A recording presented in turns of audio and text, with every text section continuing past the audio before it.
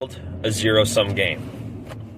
I think this is a very interesting question, and I've thought a lot about it, and I think that the answer is yes. And I'm going to explain why. So, a lot of people I think would disagree with this, especially people in the influencer space, people who have more of a positive mindset type image. You know, people in kind of like the fitness world, positivity, mindset type stuff, etc.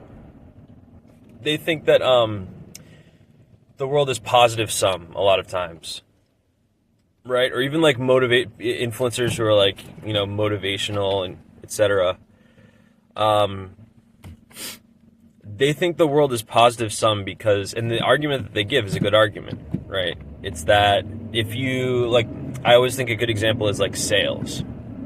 If you sell someone something and it's something that they need or want and they get a good price and you're making money off of it and they're getting good value, then isn't that a win-win scenario, right? Isn't that positive sum? And I would say that it is, right? I would agree with that. But there's a caveat, right? When we talk about the world as a whole, this entire 3D realm that we're in, there's one law that is extremely universal, and that is the law of opposites. And one of the best symbols, representations for understanding the law of opposites is the yin and yang, right? The yin and yang, maybe one of the most, if not the most prevalent symbols that people just recognize as being true. I don't really know of many people who have debated the yin and yang or said that the yin and yang doesn't exist or that it's a false representation or anything like that. Like, the yin and yang has been so widely spread and used as a symbol for a reason, because it's actually true, I believe, right? And the yin and yang has equal amounts light and dark, right? The yin being the dark and the yang being the light. Equal amounts light and dark, and then obviously you have the little circle inside on each side that represents the dark within the light, right? Which some people would characterize as like the snake in the garden, right? The dark within the light. And then you have the light within the dark on the other side, which is like, you know, the light at the end of the tunnel, or like redemption, right? In times of darkness. When it's darkest, when the times are the darkest is when the light shines the brightest, right? These are all sayings that ring extremely true, and they're all, I would say, indicative of the law of opposites. So, when you look at the yin and yang symbol, it's entirely encapsulated, right? It's a circle.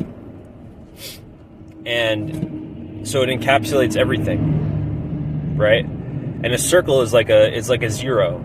You know what I mean? It's like everything, you add everything up when you sum the entire, if you take, you know, the white as negative values and the black as positive, or sorry, yeah, the black as negative values and the white as positive values, and you just took it as like pixels or something, or just like you assigned a value to each amount of white and black and you summed all of it, it would be zero, right?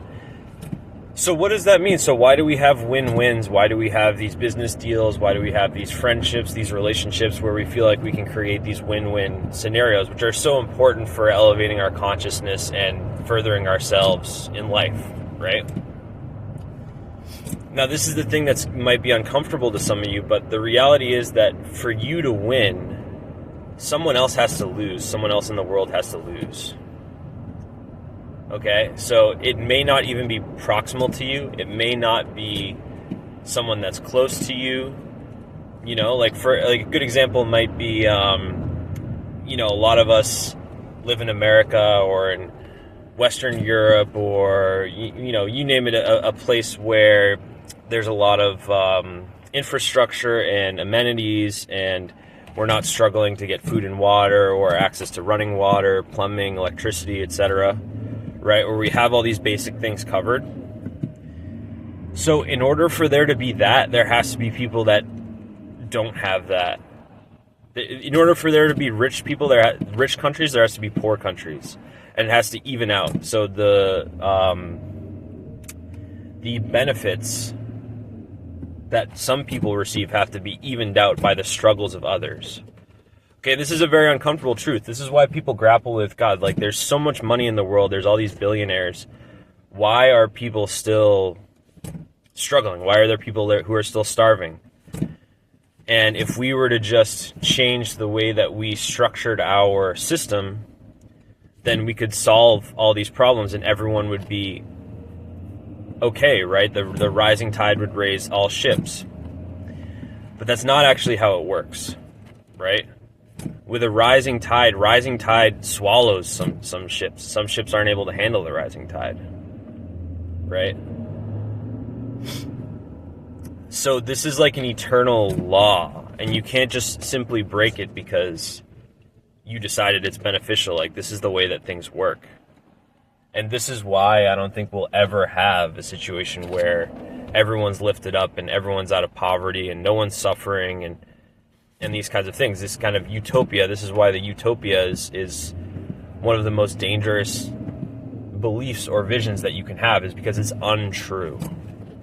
It can't happen. And this goes into the idea that this is like kind of like a prison planet or like a karmic prison where we are here because we have some karma to deal with. If we didn't have any bad karma, guys, we wouldn't be here.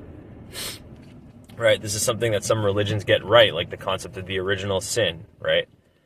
We are here because we have some unfinished business, some karma to deal with. We are on our mission, right, to resolve that.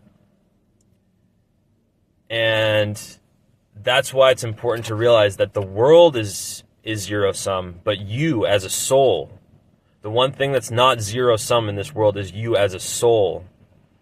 That game is not zero-sum because that game transcends this realm. You transcend this realm. You transcend this world because you can evolve. That's what all this is about, guys. All this is about evolving and getting ourselves further. That's why we go through all this hardship. That's why we have to deal through all this karma. We evolve our souls, and that is how we make it a positive-sum game.